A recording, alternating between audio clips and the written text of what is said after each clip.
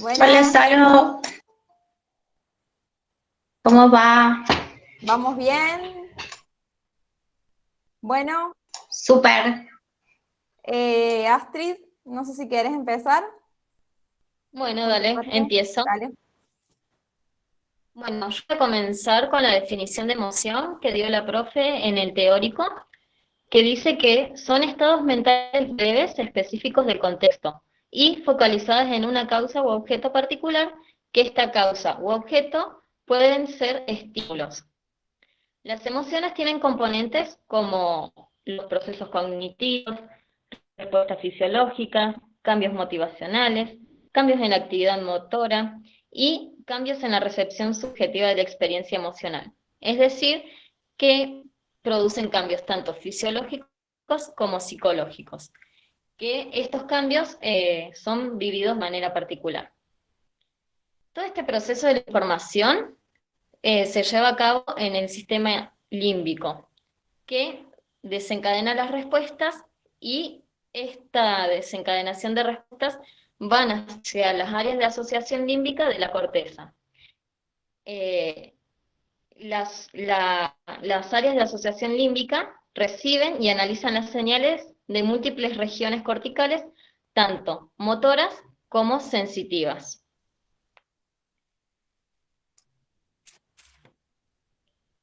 Bien, nosotros en la película Intensamente podemos ver que las emociones, ¿sí? Por ejemplo, bueno, las que tenemos acá, que son el miedo, la vergüenza, la felicidad, la tristeza, el enojo, estas emociones controlan, ¿sí? Mediante ese tablero, las respuestas conductuales o comportamentales que se da o que realiza, digamos, la, la persona o la niña que está en la película. La cuestión es la Salón, siguiente. Sí, perdón, no se está compartiendo la pantalla. como que no se está compartiendo la pantalla. El Power. ¿No hay el power? O sea, la filmina. Claro, no, no se está compartiendo, recién. Sí se Sí, ve, sí, ¿eh? Salo, sí se ve. Como Ah, que se entonces está mi viendo. micrófono. Ah, listo, entonces me quedo tranquila. Bueno, entonces, a ver, todo esto ocurre, estas emociones van a estar, digamos, en el panel central que le llaman, digamos, en ese lugar que va a ser el sistema límbico. Este sistema límbico que nosotros habíamos mostrado acá, es como que esas emociones están acá adentro, ¿sí? Eh, y hay un panel central que al apretar un botón o algunos botones, lo que hacen es que la persona tenga tanto respuestas fisiológicas, y cuando hablamos de respuestas fisiológicas, es importante tener en cuenta esto, son todos los cambios, por ejemplo, en la sudoración, en el ritmo cardíaco, sequedad bucal. Ustedes piensen cuando están por rendir un examen, todos los cambios que no en su cuerpo, en su organismo, que no pueden controlar, por ejemplo, que aumente el ritmo cardíaco, que aumenta la sudoración, que tiene la boca seca. Por ejemplo, por eso a muchas personas que dan una conferencia les ponen una botella con agua, por la sequedad bucal, por la ansiedad que les genera o el estrés de estar parados dando, digamos, una conferencia. Entonces son todas las reacciones estas fisiológicas que les estoy comentando, que no las podemos controlar a voluntad y que se desencadenan frente a distintos estímulos emocionales, son respuestas que tienen que ver con lo que es el sistema nervioso, digamos, autónomo, que forma parte del sistema nervioso periférico. Ya vamos a repasar un poco eso para que quede más claro, pero es importante que sepan que estas respuestas fisiológicas son respuestas que se dan y que son o forman parte del sistema nervioso autónomo, y si son de activación, por ejemplo, aumento del ritmo cardíaco, sequedad bucal, piloerección, etcétera, son respuestas simpáticas. Pero además de esto, también uno puede, por ejemplo, estar parado frente a, no sé, estar en la parada del colectivo y ver un perro que se acerca con rabia. Y frente a esa situación, no solamente se van a desencadenar estas respuestas fisiológicas autónomas, sino que también se van a desencadenar respuestas somáticas, que esto ustedes lo vieron para el primer parcial, en donde todos los estímulos, ya sean visuales, auditivos, táctiles, ingresan. Si son visuales van a ir al área occipital primaria, si son auditivos irán al área temporal primaria, si son táctiles irán al área parietal, digamos, primaria, y de ahí se van a ir procesando y complejizando más el procesado hasta unir toda esa información en las áreas de asociación. Luego, estas áreas de asociación, por ejemplo, la parieto-temporo-occipital, va a llevar esa información, por ejemplo, de la visión, que está el perro que viene, que me quiere comer, y el aullido del perro, etc. Toda esa información conjugada lo lleva al área de asociación límbica, que le da la connotación emocional, porque ese perro me da miedo, entonces además tiene ese componente emocional, y del área de asociación límbica va hacia la corteza prefrontal, y de la corteza prefrontal va a la corteza motora primaria, en donde se va a dar una respuesta motora somática. O sea, que esa respuesta motora que yo desencadeno o que se desencadena, la puedo controlar voluntariamente en ese sentido. Y eso es el sistema nervioso periférico somatosensitivo, ¿sí?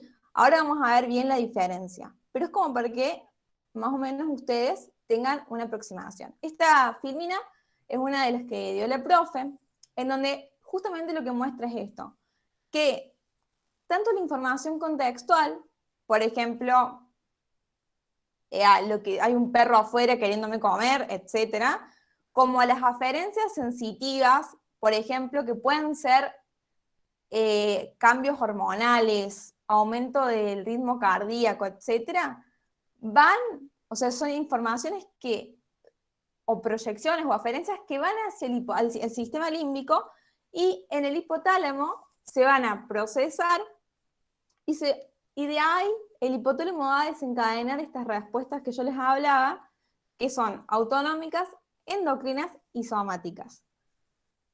Entonces, vamos a ver qué quiere decir respuestas autonómicas, endocrinas y somáticas. Pero lo importante a tener en cuenta es que el centro de comando de las respuestas que nosotros observamos frente a una activación o frente a una emoción está dado por este eje que es el hipotálamo, ¿sí? El hipotálamo es una estructura que está en el sistema límbico, que es la responsable de desencadenar respuestas frente a distintos estímulos, que pueden ser, dependiendo del entorno, un montón. Entonces, para repasar, tenemos que dentro del sistema nervioso está el central, que incluye el encéfalo y la médula espinal, y el periférico, que acá nos vamos a centrar nosotros, en donde está el somático, que en esta parte, el somático es el que ustedes vieron en el primer parcial, en donde está digamos, la entrada sensorial por los mecanorreceptores, por los fotones de luz, etc. Y que frente a eso también se daba una respuesta motora, o una salida o eferencia motora. Pero además de eso, además del sistema nervioso somático, tenemos el sistema nervioso autónomo, y se llama así justamente porque no lo podemos controlar voluntariamente, ¿sí? Uno no puede decir, bueno, quiero que se me pare el corazón y se le para, digamos. Entonces, en este sistema nervioso autónomo, dentro de este sistema nervioso autónomo tenemos la división simpática y la parasimpática. La simpática era todo esto que yo les decía de las respuestas fisiológicas que implicaban una respuesta de estrés ante un examen, ¿sí? Pero también tenemos las parasimpáticas, que son las respuestas que nos permiten a nosotros relajarnos y recuperar esa energía. Entonces, para repasar, el hipotálamo va a activar a estas dos vías, tanto la somática como a la autonómica, ¿sí? Y visceral, o sea, dentro del sistema nervioso también se llama sistema nervioso visceral porque, digamos, actúa sobre las vísceras, por ejemplo, los riñones, ya vamos a ver que actúa sobre las glándulas suprarrenales, bueno, el corazón, el intestino, etc.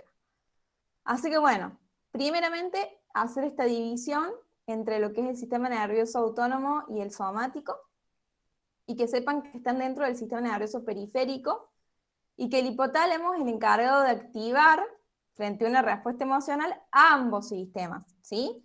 El autónomo y el somático. Bueno, acá, esto como para que vean, básicamente el sistema nervioso autónomo tiene esta red, que es una red paravertebral, porque se encuentra paralela a las vértebras, ¿sí? En donde están los axones o las células preganglionares, que son estas, que van a hacer contacto con las postganglionares, que son estas que están acá, y que estas células postganglionares van a activar o frenar la actividad de las distintas vísceras, ¿sí? Si es simpático, va a activar; si es parasimpático, va a frenar. Entonces, para que ustedes sepan, dentro del sistema nervioso simpático tenemos esta red, que es una red paravertebral, en donde acá se encuentran las neuronas preganglionares simpáticas, que van a hacer contacto con las postganglionares. Eso es a tener en cuenta para un poquito más adelante. Entonces, de nuevo, si nosotros hablamos de una respuesta fisiológica, ¿sí? Frente a una emoción, por ejemplo, me asustan y de repente tengo una respuesta que es taquicardia, sudoración. Bueno, todo eso implica estas respuestas viscerales, ¿sí? Si dice viscerales quiere decir autonómicas, ¿sí? Entonces, que van a desencadenar, obviamente, actividad del músculo liso, por ejemplo, bueno, van a aumentar, digamos, la actividad del corazón, del ritmo cardíaco, etc. Pero fíjense que los nervios motores que hablan acá, tenemos los viscerales, que son los autónomos, y también están los somáticos, solamente que acá les señalo estos viscerales para que vean que, o diferencien, que cuando hablamos de respuestas fisiológicas de una emoción, estamos hablando de respuestas que corresponden adentro del sistema nervioso periférico al sistema nervioso autónomo. Bien. Ahora, como para pensar, Riley, que es la pequeña que está en esta película, cuando, por ejemplo, va a jugar el hockey, ¿sí? ¿Qué sistema creen ustedes que se pone digamos, en tensión, o que entra a jugar, digamos, el simpático o el parasimpático? Esto es una pregunta, a ver si alguien sabe responderla. Simpático. A ver, ¿y por qué sería el simpático?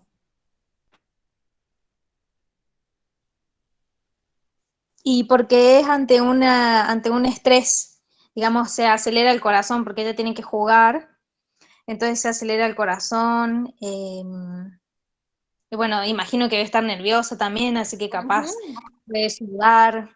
Serían todo lo que estimula, digamos, inhibe todo lo que es la parte digestiva. Claro, exactamente. O sea que en ese momento lo más probable es que no tenga ganas de ir al baño. Claro. Muy bien, muy bien. Bueno, y en función de lo que yo les dije, entonces, ¿cómo se desencadenan las respuestas somáticas en Riley? A ver, nosotros dijimos que Riley se mudó en la película, se muda de Minnesota a Arizona, creo, no me acuerdo. Y de repente ve que la casa medio que no le gusta mucho, pero las emociones lo que hacen es tirarle como una idea, como reactivar un recuerdo de cuando juega el hockey. Entonces agarra el palo de hockey, pero a ver, esas respuestas motoras de agarrar el palo de hockey y eso, ¿cómo se dan? En función de lo que estuvimos viendo, digamos, ¿qué es lo que se pone en acción? Además del sistema nervioso simpático, obviamente, pero ¿qué permite ejecutar el movimiento en este caso?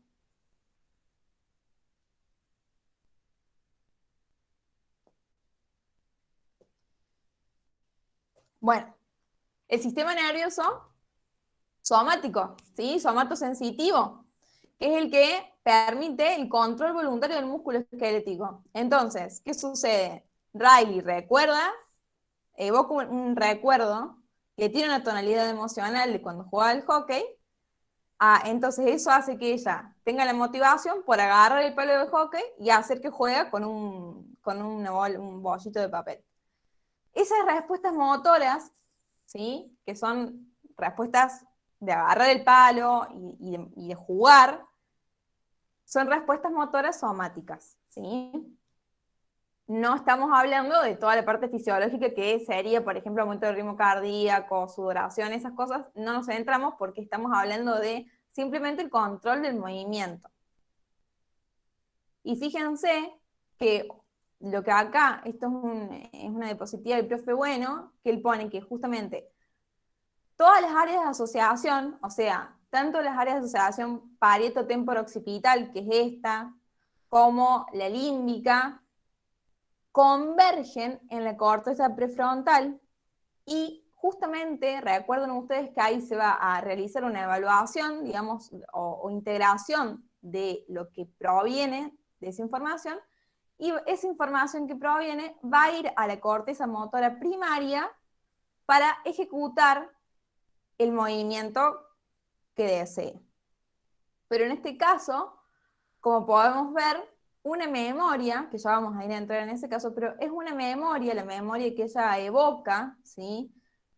Que es jugar al hockey, activa, digamos, al activar ese recuerdo, le permite a ella, digamos, poner en marcha su motricidad para poder jugar o hacer que juega al hockey. Bueno, no sé si hasta acá se entendió. ¿Se entiende la diferencia entre lo que es el sistema nervioso autónomo y el somático y cómo están, digamos, relacionados en algún punto? Sí, Salo. ¿Se entiende? ¿Sí? Bueno, eso es muy Sí, importante que tengan en cuenta. O sea, las respuestas fisiológicas, las que yo no las controlo voluntariamente, las tenemos o son parte de lo que es el sistema nervioso autónomo, ¿sí? Mientras que las respuestas motoras voluntarias son parte del sistema nervioso somatosensitivo y ambos dos, tanto el autónomo como el somatosensitivo, forman parte de el sistema nervioso central o periférico. Periférico. Muy bien. Perfecto. Bueno, ahí básicamente lo que les puse es que recordemos que la corteza motora prefrontal es la encargada de ejecutar los movimientos. Y ahora una cosa que quería, digamos, aprovechando una situación de la película, recordar es que, no sé si todos vieron la película ya, pero en un momento Riley es como que se enoja mucho con el papá cuando le pregunta por cómo le fue en la escuela, y es como que no puede controlar, digamos, la ira que le genera, y se desencadena, podríamos decir, una respuesta fisiológica de estrés. Esto es para relacionarlo con las respuestas de estrés. Si hablamos de una respuesta fisiológica de estrés, estamos hablando de que está participando el sistema nervioso periférico, ¿sí? Pero vamos a ver de qué forma. Veamos acá. Las respuestas fisiológicas de estrés tienen dos vías, y eso es muy importante tenerlo en cuenta. O dos ejes, también se pueden llamar así. El eje simpático adrenomedular y el eje hipotalámico hipoficiario adrenal. El nombre de los ejes nos van a decir desde dónde hasta dónde va a ir el estímulo. Fíjense una cosa, todo parte desde el hipotálamo. Dijimos que el hipotálamo era el centro comandante o el que comanda, digamos, el desencadenamiento de las respuestas fisiológicas ante una emoción. Acá estamos hablando de una emoción digamos, sí, de una respuesta de estrés ante una emoción de furia, de ira. Entonces, el hipotálamo se activa y al activar activa una vía que es esta violeta, que son proyecciones que van hacia el bulbo raquídeo, van a hacer contacto con las neuronas que se encuentran vieron que yo les había hablado que dentro del sistema nervioso simpático teníamos esa red paravertebral en donde se encontraban las neuronas preganglionares, o sea, en esta parte de acá, ¿sí? Entonces, este es el sistema nervioso simpático, fíjense, esta red es una red que se llama paravertebral, en donde están las neuronas preganglionares, que hacen contacto con las posganglionares. Entonces, fijémonos una cosa. En una respuesta al estrés, digamos, desde el hipotálamo salen proyecciones hacia el bulbo raquídeo y específicamente van a hacer contacto con las neuronas preganglionares que se encuentran, digamos, en la raíz simpática, ¿sí? Y que van a hacer contacto con las posganglionares, que esas neuronas posganglionares van a llevar la información a la médula adrenal. O sea, ¿vieron los riñones? ¿Sí? Bueno, la parte interna, ¿vieron cuando uno dice algo medular? Bueno, es la parte interna. Bueno, entonces, esta información que viene desde la neurona del sistema nervioso simpático, ¿sí? Postganglionar, lleva información y hace contacto con la médula adrenal, la cual va a liberar adrenalina y noradrenalina, que son neurotransmisores activadores, ¿sí? En este caso, como no estamos en una sinapsis, se dice que son neurohormonas, ¿sí? Pero si estuviéramos hablando de que se liberan en el núcleo de Rafe o en el núcleo accumbens, etcétera, podríamos hablar de que son neurotransmisores. Pero como estamos hablando que se liberan en el torrente sanguíneo, son neurohormonas. Entonces, este es el eje simpático adrenomedular, ¿sí? Simpático porque activa a todo este eje simpático que yo les comenté, de las neuronas preganglionales con las posganglionares. Adreno porque hablamos de la médula adrenal, ¿sí? Y específicamente, ¿qué parte de la médula adrenal? La parte medular. Por eso se denomina así. Esto hace que haya mucha adrenalina y noradrenalina en nuestro cuerpo, lo cual hace que estemos súper activos frente a una situación de estrés. Por ejemplo, cuando vamos a rendir, muchas personas no pueden dormirse el día anterior de lo estresadas que están, porque quizás tengan mucha adrenalina y noradrenalina, y les late el corazón más fuerte. Bueno, eso se explica en parte por estas neurohormonas que están dando vuelta en el cuerpo.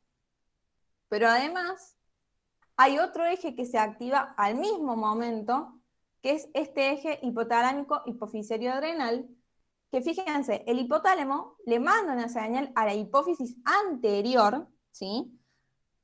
La señal que le manda es una hormona. La hormona que le libera el hipotálamo a la hipófisis anterior es la hormona corticotrofina, se llama, o CRH.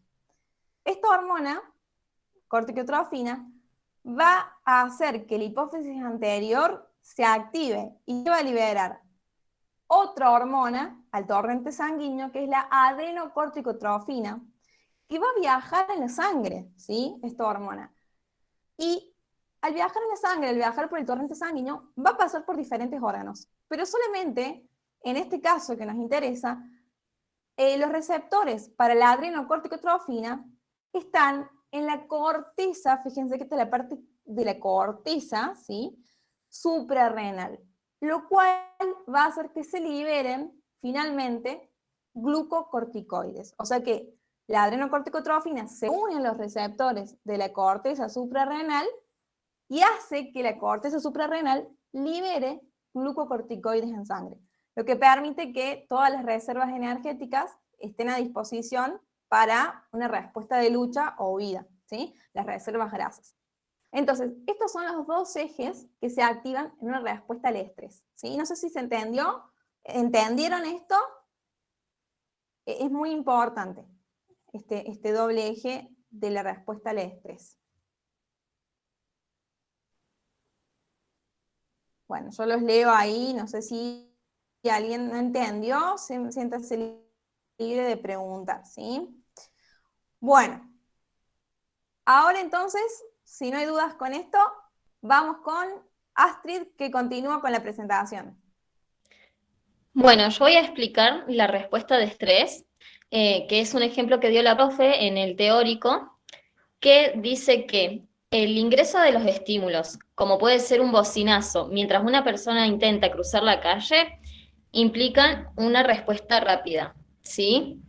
Esta respuesta ingresa por el sistema visual y o por el sistema auditivo. Esta información viaja hacia los folículos y se genera la respuesta de sobresalto. La respuesta de sobresalto es una respuesta refleja. Entonces, esto hace que se activen los músculos esqueléticos, pero también hay un procesamiento emocional de toda esta respuesta, que puede llevar a una respuesta de asombro, de alerta, o a una respuesta que pueda generar inmovilidad, como cuando te quedas en blanco cuando estás asustado. Y todo esto se da porque hay una relación entre la amígdala, que la amígdala es, eh, es como el principal encargado de la regulación de las emociones, y el hipotálamo es el encargado de la homeostasis. Entonces, todo esto es regulado por el sistema nervioso autónomo y esto da como resultado la expresión de la emoción en ese momento, que tiene una carga emocional distinta para cada uno. Después la profe también nombra al sistema de recompensa Perfecto. cerebral, que es la vía, pertenece a la vía dopaminérgica, que se llama mesocórtico-límbica, que está encargado de los centros de placer, ¿sí? Que es la partecita esa roja que está ahí marcada. Que si, por ejemplo, si consumimos alguna sustancia o ante una situación de estrés, va a hacer que se libere más adrenalina. No, dopamina. No, Sí, para dopamina, me dopamina. quedé. Dopamina, chicos. Y ahí, Y por eso da placer. claro. Y ahí creo que vas vos o yo. Bueno, eso es con respecto, para cerrar entonces, con respecto al sistema de recompensa cerebral, la vía dopaminérgica más implicada, la mesocorticolímbica, específicamente hay un núcleo que es el núcleo accumbens, que al ser estimulado constantemente genera una sensación de recompensa, pero se activa frente a recompensas naturales también, como ser comer, por ejemplo, que nos da placer. Bueno, vamos con recuerdos y emociones, para relacionarlo con la película. Pero antes, vamos a hablar de la clasificación de la memoria para poder entender así un poquito más de qué se trata lo que vamos a hablar después. Nosotros en función del tiempo, o sea, en función de cuánto dure la memoria o permanezca, vamos a hablar de qué hay memorias de corto plazo y qué hay memorias de largo plazo. Es como que hay mucha tensión en definir cuánto dura una memoria de corto plazo. Por lo general se dice que dura minutos u horas, mientras que una memoria de largo plazo dura semanas, días, años o toda la vida, ¿sí? Entonces, en función del tiempo que duren las memorias, se van a clasificar en a largo plazo o a corto plazo. A corto plazo se habla de una memoria de trabajo en el sentido de que por ahí yo me tengo que memorizar un número para marcarlo en el teléfono y después, chao, me olvidé. ¿Cuánto me duró esa información? No sé. ¿Vieron cuando por ahí les manda, quieren, no sé, usar o abrir no sé, su Gmail desde otro lado y Google les manda como un código al celular y después lo tienen que poner en el compu y como que son un código de 4 dígitos y te los acordás en ese momento, lo pones y chao, o sea, te duró segundos. Bueno, esa sería la memoria de trabajo, que en este caso es a corto plazo, obviamente, porque duró unos segundos. Entonces, en función del tiempo tenemos estas dos grandes divisiones, a corto o a largo plazo. Ahora, en función de la cualidad de la memoria, nos vamos a hablar de que existen dos tipos. Las memorias declarativas o explícitas, que son, digamos, requieren básicamente de la conciencia. O sea, las memorias declarativas o explícitas, que son, digamos, requieren básicamente de la conciencia. O sea, requieren de que yo sea consciente de eso para que pueda evocarlo. ¿Qué quiere decir? Si a mí me preguntan qué hice o cómo fue no sé, cómo festejé Año Nuevo, eso requiere de que yo sea consciente y recuerde dónde estaba, cómo le pasé.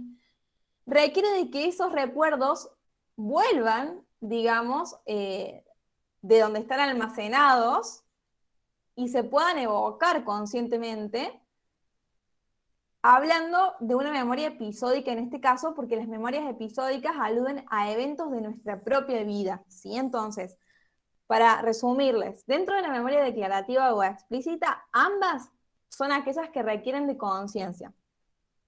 Y tenemos dos tipos, la episódica, que son eventos de nuestra propia vida, y la semántica, que no necesariamente quiere decir que sean conocimientos de nuestra propia vida, sino que habla del conocimiento general del mundo. Por ejemplo, en qué país estamos, en qué año, quién es el presidente, etc.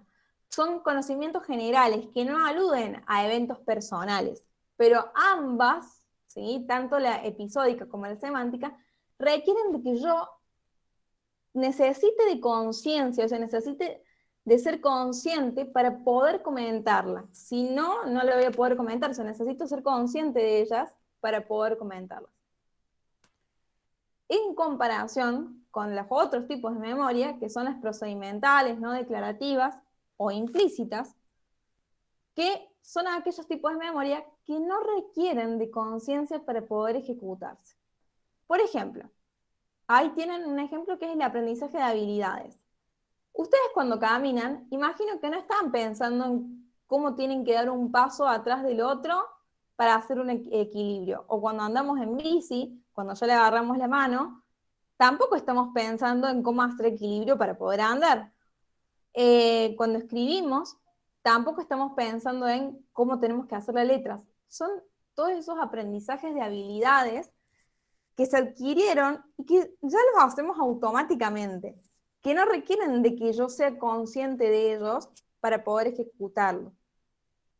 El condicionamiento, que acá lo voy a explicar brevemente, ¿sí? Pero porque el condicionamiento después ustedes lo van a ver en una materia que es de tercer año, que es experimental, que tienen como mucho más en profundidad, pero dentro de los condicionamientos ustedes tienen el pavloviano y el operante, y básicamente si yo agarro y, a ver, no sé, me dan una descarga, o me muerde un perro en una plaza, yo asocio esa emoción de miedo con la plaza, y puede ser que vaya 10 años después y la plaza me siga dando miedo. Y a veces quizás no recuerde por qué me genera miedo, porque era muy chiquita cuando pasó eso. Está implícito el recuerdo. Sin embargo, la respuesta está.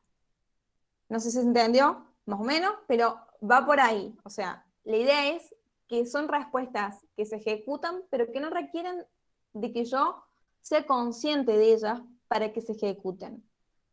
Con el aprendizaje de habilidades queda mucho más claro.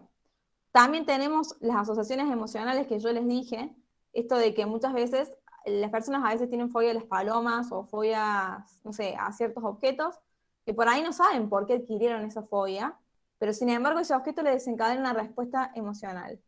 Bueno, eso está implícito.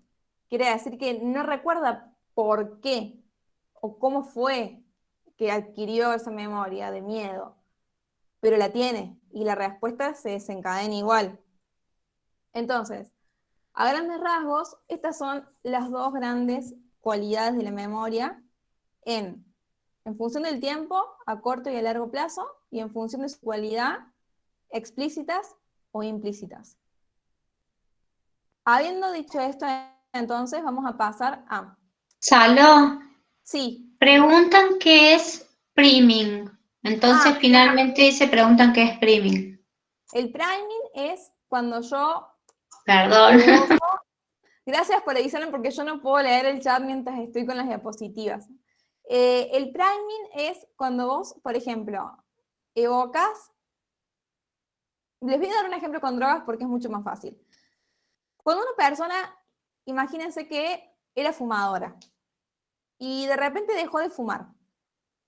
Y de repente está con un amigo y le dice que le dé una seca. ¿Y se la das?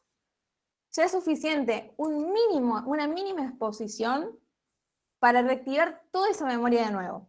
El priming lo que hace es como si yo agarrara una lista de palabras y se las muestro, y después les pongo las mismas palabras al otro día, pero a completar, es decir, no se las pongo todas completas, sino que le pongo con espacios. Entonces ustedes se van a acordar de esas palabras porque la vieron ayer, pero no van a ser conscientes. Es como a veces las propagandas que están en el cine, que por ahí aparece una persona tomando Pepsi y después a uno le agarra sed y va y compra, que en realidad no es consciente de que es por la propaganda, pero es por la exposición repetida y breve a un estímulo. Claro, sería entonces como una reactivación, no sé, como de una memoria vieja, Sí, como un mecanismo. uh-huh. Eso mismo. Sería como una reactivación. Bien. Sí, Salo, una pregunta. Cuando Riley le genera asco, digamos, el hecho de que la pizza tenía brócoli, ¿eso puede ser que evoca la memoria implícita? O sea, como que en algún momento probó y no le gustó. Exactamente. Qué buena asociación. Claro. No recuerda bien cómo fue, pero directamente le da asco. ¿Y eso sería priming o Sí, alguna de las otras? sí, sería priming. Ah, claro. Porque no es que está pensando en la primera vez que comió brócoli y le dio asco y por qué le dio asco, sino que directamente lo ve y le da asco. O sea, lo ve y tiene la respuesta directa.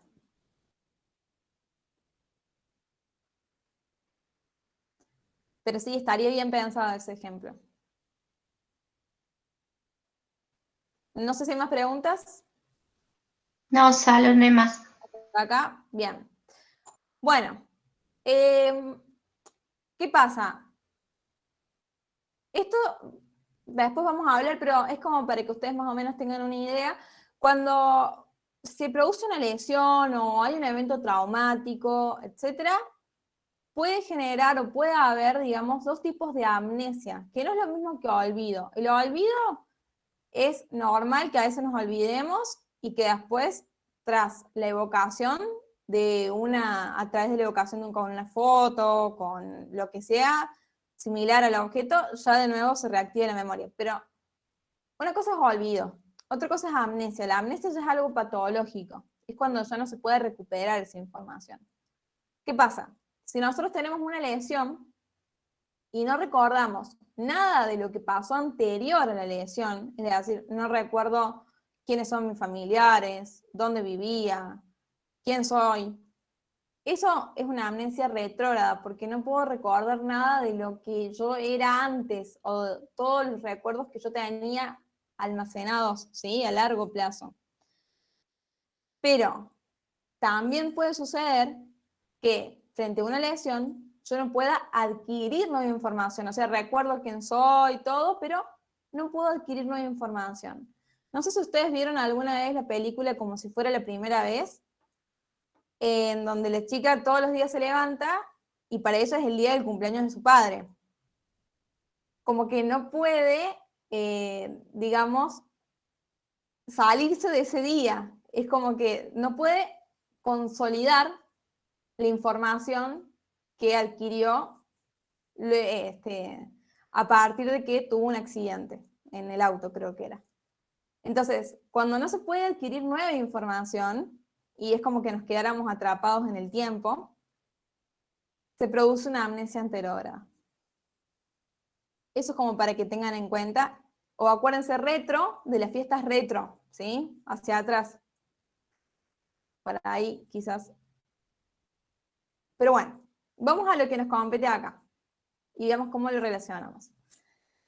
Ustedes vieron que la película, digamos, el sistema límbico, ¿no? Estaba compuesto, no sé si alguien habló. No, bueno. El sistema límbico está compuesto por varias estructuras. Dentro de esas estructuras había una que es el hipocampo. El hipocampo es una estructura que se encarga de adquirir una nueva información y que permite posteriormente consolidarla, ¿sí? Todas estas bolitas que nosotros vemos acá son nueva información, nuevas memorias de un día, ¿sí? De un día, de ese día puntual que está viviendo Riley. Acá, hipocampo está adquiriendo toda esa memoria, toda esa información. Bueno, ¿qué sucede? Esto que está acá se haría lo mismo, o sería análogo a esta estructura, que es el hipocampo, ¿sí? Porque recuerdas que estamos nosotros en el sistema límbico, ellos se encuentran en la central que es el sistema límbico. Entonces estamos acá en hipocampo. ¿Pero qué pasa? Cuando Riley entra en el sueño profundo, que no sé si alguien sabe cuáles son las etapas del sueño profundo. ¿Alguien que sepa? ¿Serían las etapas del sueño no REM? Específicamente, ¿cuáles? Y tiene 4 etapas. La primera con ondas alfa, que se parece a la vigilia. La O sea, segunda y la... ¿cómo sería? La No, primera, sería la última, donde cambian las ondas. Ay, no me acuerdo. La 3 y la 4 beta. Claro. ¿quieren la respuesta? Que ahí es cuando se paraliza la mente y el cuerpo está activo, puede estar activo. Exactamente. Bueno, fíjense, la etapa o la fase del sueño no REM, que quiere decir que no hay movimientos oculares, tiene 4 etapas, dentro de las cuales la fase 3 y la 4 son las etapas del sueño profundo, ¿sí? Ahí, ¿por qué nombro esto? ¿Por qué nombro esto? Porque cuando Riley se va a dormir, ¿qué sucede? Todas esas pelotitas, no sé si ustedes vieron, pero empiezan a subir como a irse, ¿sí? Como que se van a ir a almacenar a otro lado. Justamente pasa eso. En el hipocampo no se va a almacenar la información a largo plazo. Lo que se va a almacenar a largo plazo va a ser en estructuras corticales, y eso es muy importante tenerlo en cuenta. En el hipocampo no se va a almacenar la información. En el hipocampo lo que va a suceder es que va a permitir que esas nuevas memorias se puedan consolidar, es decir, puedan pasar a formar parte de una memoria a largo plazo. ¿Pero dónde se van a almacenar esos recuerdos? Bueno, dependiendo de la cualidad del recuerdo, si es un recuerdo de orden más visual, si es un recuerdo más de orden táctil, si es un recuerdo más del orden de secuencias de pasos, se van a almacenar en distintas áreas de la corteza. Por ejemplo, si es un recuerdo más bien visual, se va a almacenar en las áreas de la corteza occipital. Si es un recuerdo más bien táctil o sensitivo, se va a almacenar en la corteza somatosensitiva primaria.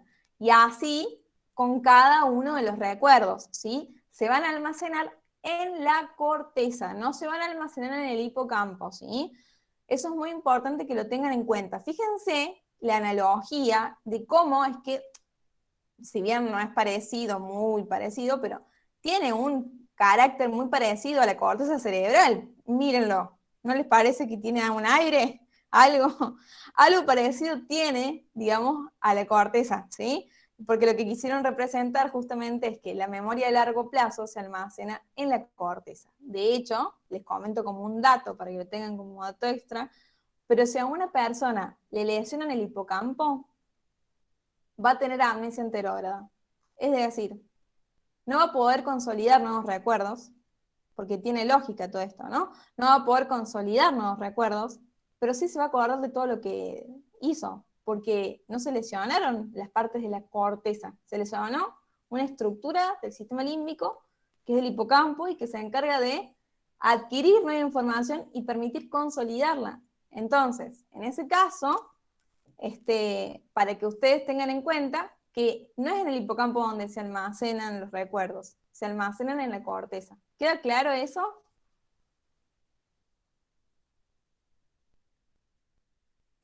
Sí. ¿Seguro?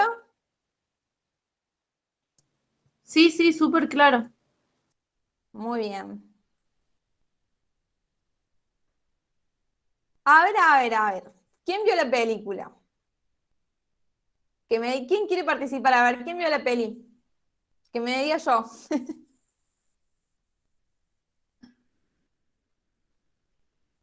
Bueno, Yo Astrid, participó, si no. no la vi.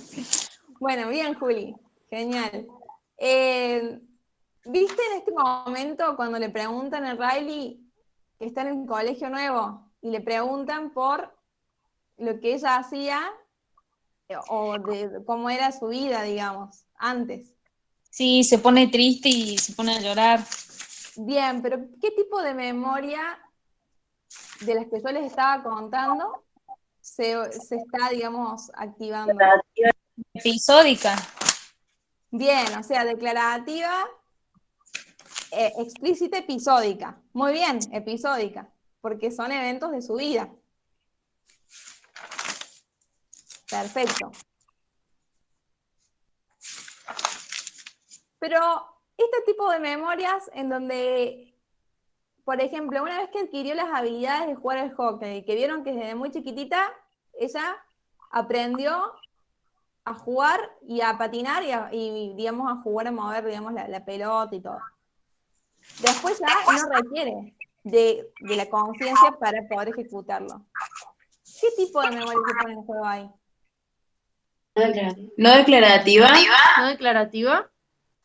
Claro, exactamente. el aprendizaje de habilidades. Exactamente, porque es un procedimental. No tiene que pensar en cómo hacer equilibrio con los patines, porque si no, imagínense que entre que piensa todo eso, ya le metieron un gol. Entonces, ese tipo de memoria que no requiere de conciencia, ¿sí? Es una memoria implícita, ¿sí? Bien. Y en la Sí. diapositiva de arriba, cuando Riley está en la escuela y le preguntan, también se puede ver de que el recuerdo, cuando ella empieza a recordar a la familia, está con alegría. Y después empieza a ser un recuerdo con tristeza, porque lo toca tristeza, entonces empieza a tener un tinte triste, que eso hace que el recuerdo sea evocado, pero con otro tinte emocional. Exacto, o sea que ahora lo que podemos observar, como bien dice Astrid, es que al evocar esa memoria y que tenía una cualidad de felicidad, cuando se vuelve a almacenar, se almacena con otra cualidad emocional distinta, que es de tristeza. O sea que ahí, cuando nosotros, digamos, reactivamos una memoria que ya estaba consolidada a largo plazo, o sea, Riley ya tenía esos recuerdos consolidados, los evocó tras el estímulo de la profe que le preguntó. Y al reactivar esas memorias, Riley lo que vio es que empezó a recordarlas, pero ahora el recuerdo era triste, no era de felicidad. O sea que ahora la tonalidad emocional de ese recuerdo ya no es la misma que antes. Eso quiere decir que ahora se va a consolidar nuevamente ese recuerdo, pero con una tonalidad distinta a la inicial. Eso es la reconsolidación. Reconsolidar quiere decir volver a consolidar un recuerdo, pero modificado. En este caso, lo que estamos modificando es el tinte emocional, ¿sí? O sea, tenía felicidad y ahora es el mismo recuerdo, pero con tristeza. Entonces, la tonalidad emocional cambia y por ende ya es el mismo recuerdo de las mismas cosas, pero la emoción no es la misma con la que se recuerda. Entonces, eso es la reconsolidación. Volver a almacenar, ¿sí? Reconsolidar, volver a almacenar, pero con un tinte emocional diferente, en este caso. También podríamos hablar que la reconsolidación puede ser cuando ustedes están estudiando para neuro y de repente, no sé, vuelven a ver los libros y añaden nueva información a eso que ya sabían. y vuelven a almacenarlo. Bueno, pero es decir, van a almacenar, por ejemplo, están estudiando memoria, reactivan el recuerdo de todo lo que tiene que ver con memoria. Le agregan nueva información a ese recuerdo y luego lo vuelven a almacenar. Es decir, que ahí están reconsolidando, porque también están modificando, digamos, ese recuerdo que previamente había sido consolidado. ¿Se entiende lo que es la reconsolidación? Sí, re claro, Carlos. Genial. Sí, Bueno, entonces este era, el tipo de memoria era implícita, ¿sí? Procedimental. Bueno, no sé si acá te tocaba a vos, Ash, o a mí. Esta parte. A vos. Ah, a mí era. Ya está. Bueno, vimos también que en la película había varias islas de los pensamientos, era islas de los pensamientos se llamaban, que hacían a la personalidad de Riley. La cuestión es que son, digamos, son islas, son, digamos, para hacer más objetivos, es como si fuesen conexiones sinápticas fuertes de diferentes experiencias que ha ido viviendo esta niña durante periodos críticos a lo largo de su desarrollo. Podemos ver que muchos de esos recuerdos son de su infancia, de su temprana infancia. Y fíjense cuán fortalecidos están que determinan a la personalidad del individuo. Entonces esas islas del pensamiento que están ahí son conexiones fortalecidas que seguramente se forjaron durante periodos críticos del desarrollo y que a su vez se fueron, digamos, añadiendo más información a medida que iba teniendo más experiencias. Entonces, pero estos recuerdos, que son, digamos, las islas del pensamiento, son implícitos porque obviamente que Riley no es consciente de un montón de eventos de su temprana infancia, pero sin embargo, determinan mucho de su personalidad. Y que nosotros podemos hacer una analogía con que esto es un axón y esto es un botón terminal. Como si fuese una gran espina dendrítica o un gran conexiones sinápticas que hay y que determinan esto. Esto es plasticidad, ¿sí? Esto es lo que se llama la plasticidad sináptica, el fortalecimiento sináptico, es eso, ¿sí? Entonces, este fortalecimiento sináptico como se puede fortalecer con la potenciación a largo plazo, ¿sí? ¿Les suena algo de la potenciación a largo plazo, la PLP, plasticidad? Pero que sí, pero digamos, como se pueden fortalecer y hacer nuevas conexiones y aumentar el tamaño de espinas dendríticas cuanto más se estimulen esas islas, también puede suceder que frente a eventos estresantes, frente a eventos traumáticos, se genere una depresión a largo plazo y que en vez de fortalecerse, empiecen a debilitarse esas conexiones, y es lo que justamente le empieza a pasar a Riley con esas islas, ¿sí? Ahí podemos ver que puede ser debido a una depresión a largo plazo, en donde las conexiones que había se empiezan a debilitar, ¿sí? Fíjense, es como que estos fueran axones, ¿sí? Que se están debilitando, es como si la fortaleza sináptica estaría disminuyendo. Entonces, acá voy a introducir un poquito la parte molecular que dio la profe sobre lo que es la depresión a largo plazo, en donde nosotros sabemos que se da tanto la depresión a largo plazo en el hipocampo y también se da en el cerebelo, ¿sí? Dentro de otras áreas que también se están estudiando. Lo que sucede en la depresión a largo plazo es que nosotros tenemos espinas dendríticas, que ustedes imagínense una rosa, y las rosas tienen espinas, ¿sí? Bueno, imagínense ahora que esa rosa es un axón, el tallo, y las protusiones, que son las espinas, son las espinas dendríticas.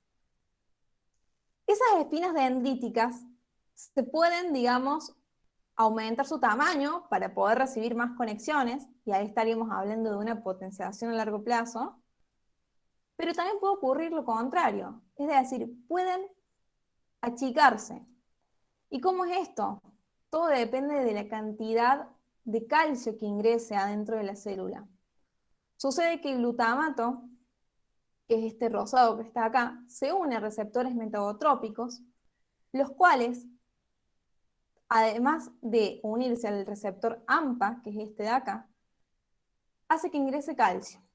Este calcio, perdón, sí, hace que ingrese sodio, perdón, porque por el receptor AMPA ingresa sodio, disculpen.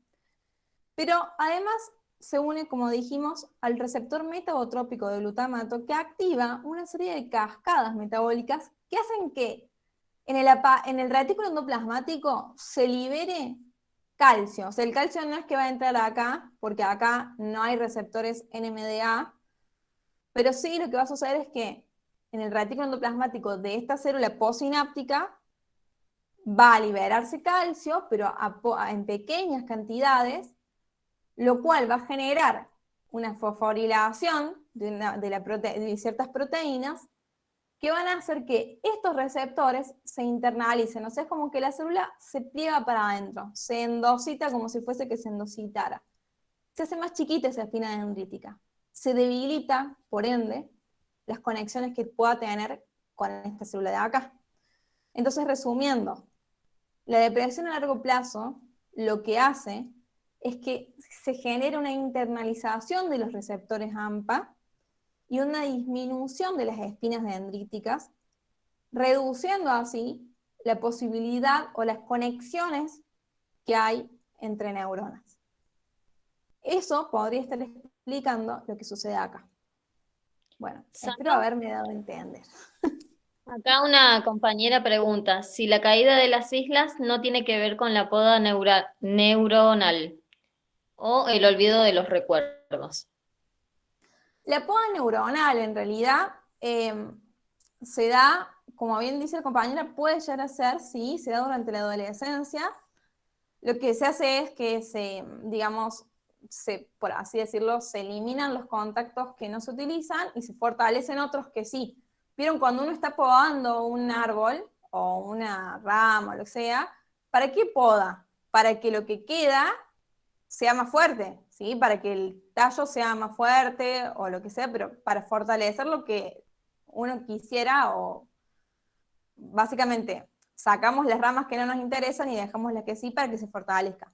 Bueno, eso sucede en la poda sináptica. Puede ser también porque Riley está entrando en la adolescencia, pero sucede que en este caso puntualmente no es por en sí las hormonas o la adolescencia en sí mismo que le pase esto, sino porque el hecho de la mudanza ya es un evento traumático para ella. Entonces eso hace que quizás por depresión, ¿sí? La depresión genera muchas veces, no estoy hablando de la depresión a largo plazo, estoy hablando de la depresión como un trastorno, ¿sí?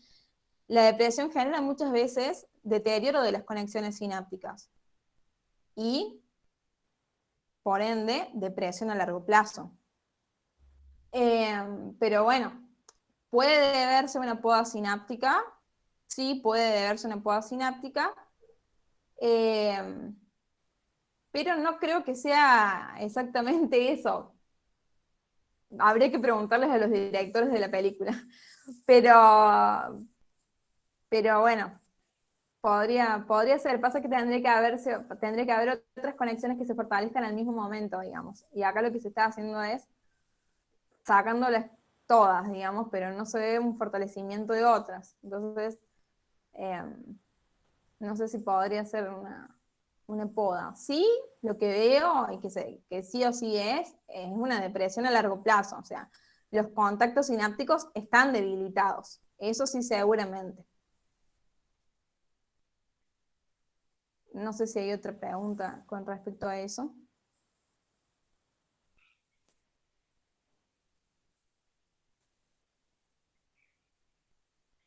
Bueno, si no hay, te cedo la palabra. Dale.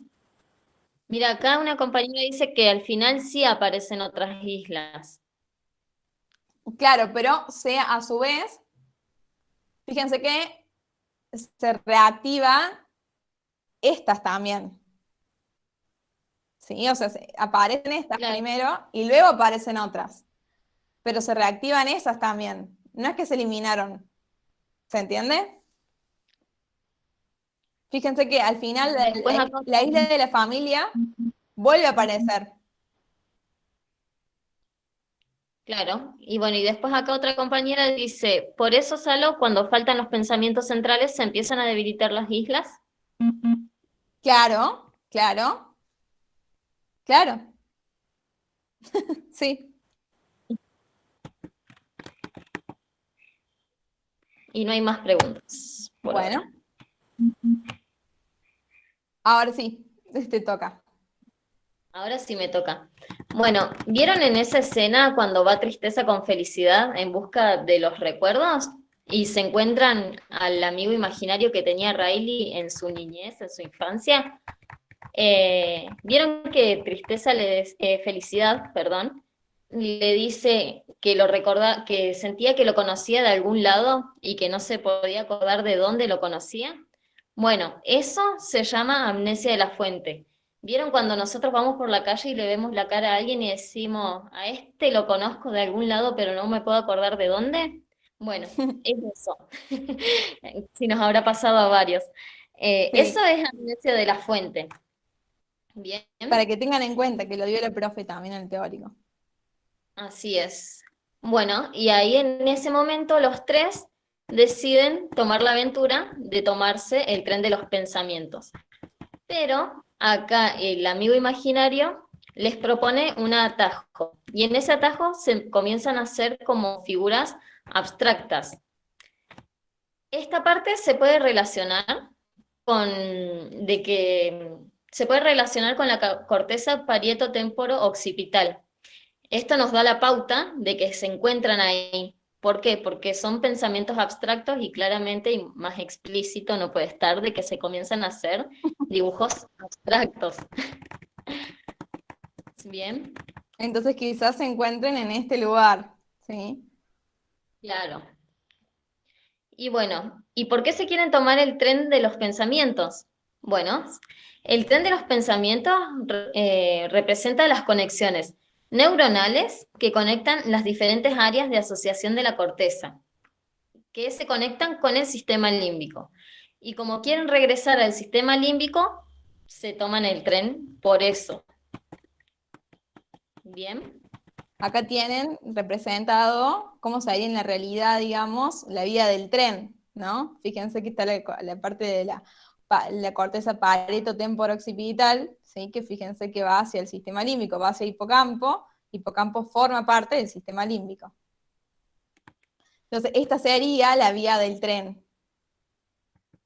Claro. Pero una cuestión antes que Astrid siga, tengan en cuenta que este tren lleva recuerdos para que se hagan explícitos, ¿no? Porque lleva recuerdos a largo plazo hacia hipocampo. O sea que, ¿con qué tipo de memoria trabaja este tren?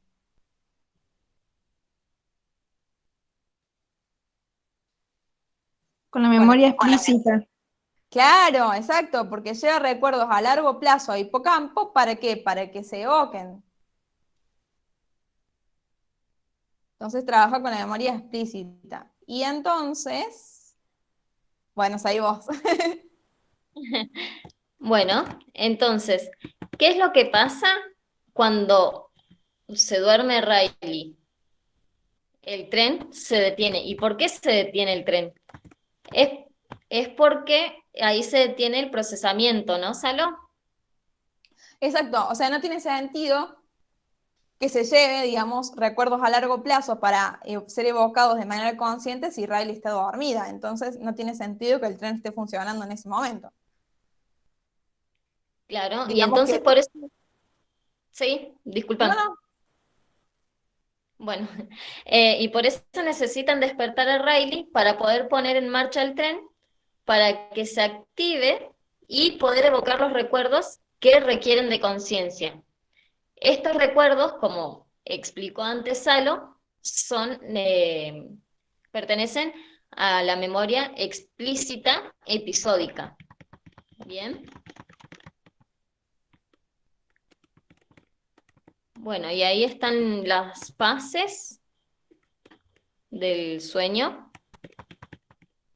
Y que, o sea, justamente vieron que están haciendo, digamos, ahí justamente está soñando Riley, que se ve que está el unicornio, toda una bizarreada que empieza a aparecer. Bueno, justamente podemos decir que está en la fase REM, porque está soñando, ¿sí? Está teniendo sueños. Entonces está en esta fase, ¿sí? Donde es más probable que nosotros podamos despertar más rápido.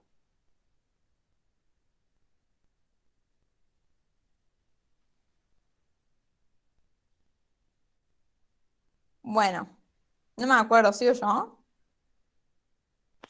Sí, Pi. Ok, bueno, cuando logran a despertar a Riley, porque generan, digamos, liberan esos recuerdos de miedo que hacen que se libere la adrenalina, no la adrenalina, y se reactive todo el sistema, y de repente Riley se despierta.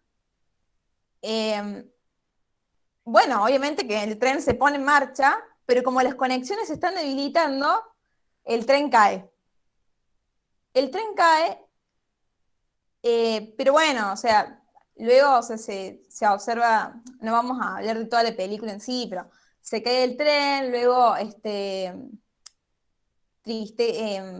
felicidad y el amigo imaginario caen en el olvido, que se llama, en donde se desvanecen los recuerdos y logran, digamos, felicidad logra poder salir porque había como si fuese un avioncito que habían generado con una carretilla, que era el avioncito ese que cuando cantaban empezaba a andar.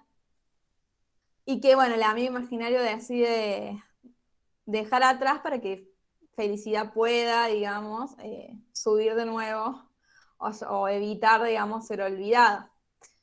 Entonces, una vez que Felicidad logra llegar a donde está la parte de la corteza, esto pareciera ser un surco, eh, lo que se observa es que ya en esta parte ella va y, bueno, replica varios, no sé, novios de Riley para hacer un puente, ¿sí? Como para formar una conexión, digamos, sináptica, donde a través de varias estrategias logra, digamos, poder llegar al panel central, digamos, agarrando a Tristeza, y logran llegar acá, que esto es el sistema límbico, ¿sí? Recordemos nuevamente, este panel central representa el sistema límbico. Entonces, Felicidad y Tristeza logran llegar al sistema límbico. Claro, que acá, por ejemplo, se puede ver que Felicidad creía que todo tenía que ser felicidad, pero se dan cuenta que necesitan a Tristeza, ¿no? Por eso la salen a buscar. Entonces, esto también se puede ver, por ejemplo, en la escena en la que Riley va en el colectivo y Alegría le pide a Tristeza que toque la esfera del pensamiento de la familia. Y eso hace que ese pensamiento, como se dijo antes, estaba con Felicidad, ahora fue con Tristeza y hizo que vuelva Riley a su casa. Es decir, que hizo una evocación, una reconsolidación de la memoria. ¿Sí? Bien, y una vez que Entonces, están después en el panel ¿cómo? central,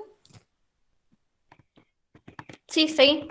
bueno, una vez que logran entrar en el panel central, ya están, digamos, en el sistema límbico de nuevo. Tristeza comienza a evocar todos esos recuerdos que hacían, los recuerdos centrales, digamos, los pensamientos centrales que hacían a las islas de pensamiento y, digamos, los reactiva y les cambia la tonalidad, porque eran amarillos inicialmente, pero ella le cambia la tonalidad a todos, ponerlos en tristeza. ¿Qué sucede cuando sucede eso? Bueno, sucede que ahora se reconsolida. ¿Por qué? porque esos recuerdos que antes tenían o se veían todos de amarillo, ahora se ven todos teñidos con una tonalidad emocional de tristeza. Pero podemos decir que la tristeza no es mala en el sentido en que se puede recordar a veces con una emoción, bueno, ¿cómo sería la palabra? Extrañeza. Sí. Claro, Y bueno, claro. y entonces al reactivar y al reconsolidar esa información, podemos ver cómo se vuelven a activar todas las islas. ¿Sí? Acá vemos como tristeza, ¿sí? Que antes digamos, los pensamientos centrales eran de estos colores, ahora tristeza cambia, o sea, tristeza lo que está haciendo es evocar, ¿sí? Reactivar los pensamientos, hacer que recuerde ese pensamiento, pero que tenga otra tonalidad emocional, es decir, que ahora se va a consolidar, pero con otra tonalidad emocional que es de tristeza, es decir, se reconsolida, ¿sí? La vemos a tristeza tocando los pensamientos. Y bueno, a medida que pasa el tiempo, no solamente que se reconsolidaron esos recuerdos previos, ahora con la tonalidad emocional de tristeza, producto de nuevas experiencias, se consolidaron nuevos. Fíjense que tenemos muchas más esferas y por ende, bueno, Y ahí también existen. con distintas tonalidades, ¿no? Exacto, fíjense que tienen tonalidades, las esferas tienen un poco de felicidad, otro poco de tristeza, o sea, no todos tienen una sola emoción. Y fíjense cómo se fortalece, producto de esa evocación, ¿sí? Que hace tristeza, cómo se fortalece nuevamente las islas que estaban inicialmente y además, producto de experiencias nuevas, se crean nuevas islas. Entonces, lo que se hace o lo que se observa o lo que se puede decir que puede suceder acá es que lo que hay es una potenciación a largo plazo, o llamado también PLP, que era esto, básicamente, lo que nosotros hablamos, cuando hablamos de potenciación a largo plazo, nosotros tenemos que tener en cuenta, acá me meto un poco en lo molecular, porque creo que es una de las partecitas que por ahí cuesta un poquito más, simplemente como para aclarar un poco el panorama. Esta es la célula, son espinas dendríticas en realidad, ¿sí? Postsinápticas, esta es la presináptica. Es muy importante que tengan claro lo que es neurotransmisión para entender lo que es la plasticidad sináptica, porque, bueno, como verán, se relacionan muchísimo. ¿Qué sucede? Esto acá, estos círculos son vesículas, ¿sí? Que contienen adentro neurotransmisores. Una vez que ingresa calcio al botón terminal de la presináptica, lo que permite es que esa vesícula se fusione con la membrana y se pueda liberar el glutamato, ¿sí? Estamos hablando de glutamato acá. ¿Qué sucede? El glutamato, inicialmente, cuando la célula está polarizada, el receptor NMDA, o sea, este receptor está bloqueado con magnesio. O sea que lo que primero tiene que suceder para que se dé la potenciación a largo plazo es que la célula postsináptica se despolarice. ¿Para qué? Para que el magnesio sea expulsado del receptor NMDA y de esa forma pueda ingresar, digamos, calcio por este canal. Entonces, imaginemos que ya tras una primera liberación de glutamato se despolarizó la célula, entonces por el receptor NMDA ingresa sodio, que es un ion con carga positiva, o sea que despolariza, y por el receptor NMDA ingresa sodio, pero también ingresa calcio.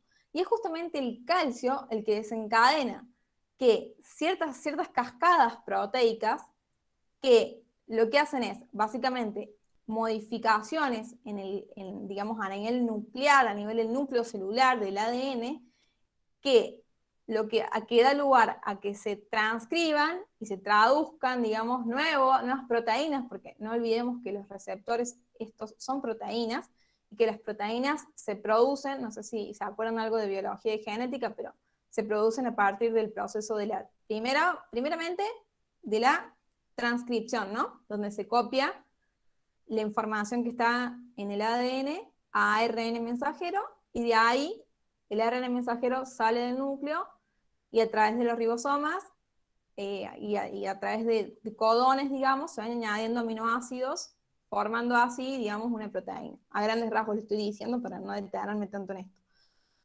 Estas proteínas son los receptores, ¿sí? Entonces estos receptores son, en este caso, ionotrópicos, AMPA y NMDA, y fíjense que se crean, gracias a la potenciación a largo plazo, nuevas espinas dendríticas, ¿sí? Producto de modificaciones en el genoma, digamos.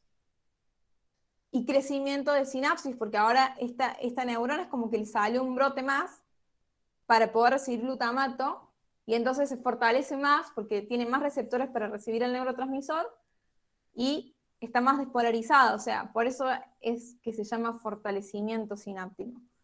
Entonces, eso es lo que sucede cuando hay potenciación a largo plazo, ¿sí? O sea, se fortalecen los contactos sinápticos, hay un aumento en las espinas dendríticas,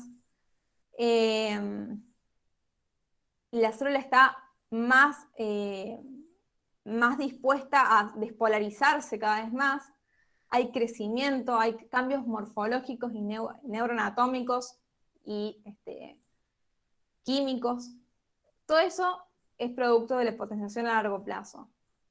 Y justamente es lo que se puede observar que permite justamente que las islas, por ejemplo, bien acá está la isla de la familia, tras la evocación de ese recuerdo, fíjense cómo se fortalece nuevamente, se potencia nuevamente esa isla de la familia a largo plazo, simplemente con evocar el recuerdo. Bueno, espero no haber sido tan densa con esta explicación, era simplemente para encontrarle la vuelta con esto de la potenciación a largo plazo y el fortalecimiento sináptico que hay con las distintas islas. No sé, Astrid, ¿vos querés decir algo más? ¿Los chicos quieren No, decir algo más? si quieren aportar algo que hayan visto y nosotras no.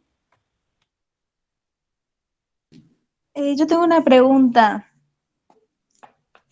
Me quedé en la parte del ADN. Es decir, primero se libera glutamato, ingresa sodio por el Sí. AMPA, por el NMDA no, porque hay magnesio. Se despolariza, entonces se libera el magnesio, ingresa calcio ahí. Se Sí, genera una cascada y eso sí, hace que se modifique, no, que haya una transcripción, ¿puede ser? ¿Es así? sí, lo que se va a hacer es que, fíjense que acá dice reguladores de la transcripción. Lo que va a hacer es que haya ciertas modificaciones a nivel del ADN, de los genes, para que se Ujú. transcriba información para formar más receptores. Es decir, el ADN en sí contiene la información para hacer o sintetizar todas las proteínas. Entonces, lo que primero tiene que suceder es que se copie la receta de la proteína, que eso lo va a hacer el ARN. Y de ahí sale el ARN mensajero, porque el ADN no puede salir de la célula, pero el ARN mensajero sí, entonces, perdón, de la célula no, del núcleo, el ARN mensajero sale del núcleo, y una vez que sale del núcleo, le permite, digamos, básicamente al ARN mensajero va ahí un ribosoma y cada 3 bases nitrogenadas de ARN mensajero añade un aminoácido. Cuando la cadena tiene más de 50 aminoácidos, es una proteína. No sé si se explicó ahí, más o menos. Sí, sí. Entonces esa proteína es la que genera. ¿Esa proteína es el receptor o ese es el que Exacto. genera el receptor? Esa Ah, proteína es el receptor. Los receptores neuronales son proteínas. perfecto. Sí, sí. Y acá también están preguntando si vamos a pasar el Power por los grupos. Sí, lo vamos a pasar. Si quieren, lo pasamos, sí, sí. Creo que no tenemos, bueno, hay un grupo que está lleno, pero bueno, de última se lo comparten entre compañeros.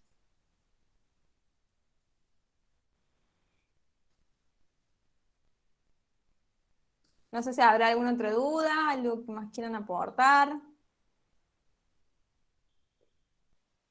¿Salió? ¿Sí?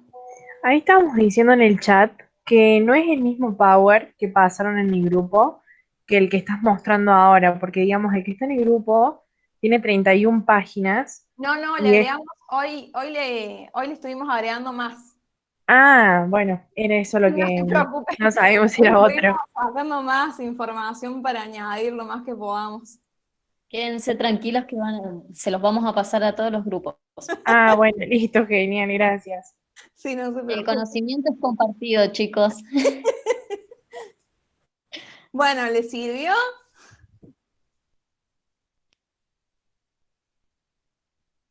Sí, sí, Acá espectacular.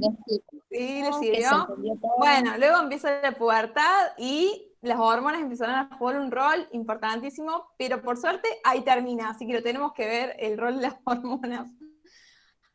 Así que bueno, les Y deseamos dicen muchos que éxitos. quieren saber del sorteo, Salo. El sorteo, muy bien. Bueno, todos los que están participando, me siento como, no sé, una promotora.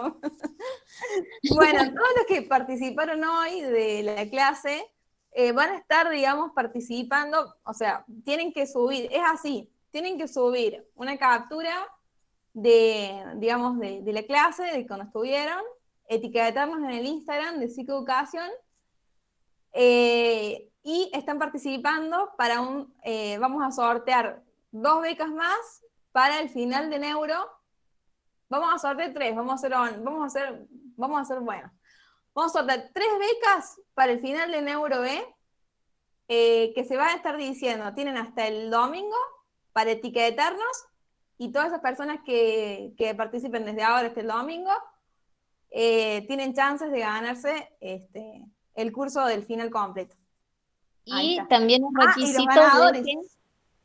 sí, y también es requisito de que sigan la página. Si no la siguen, se descarta. Bueno, quienes ganaron el sorteo son Mar Sader. Yo digo el nombre que veo. Mar Sader, no sé si estará ahí o no, estará presente, pero ganó el curso de Neuro B, el final. Vero Galván también ganó. Y Meli Van de algo así. Meli Van de Sande. Bueno, algo así yo entendí que estaba anotado.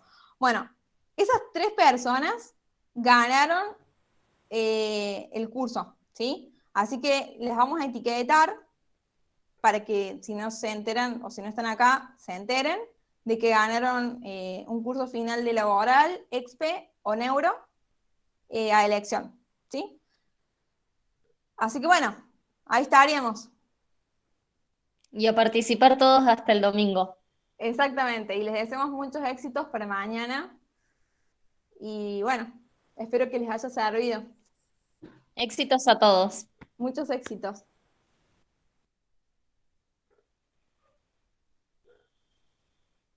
Adiós. Chao, gracias.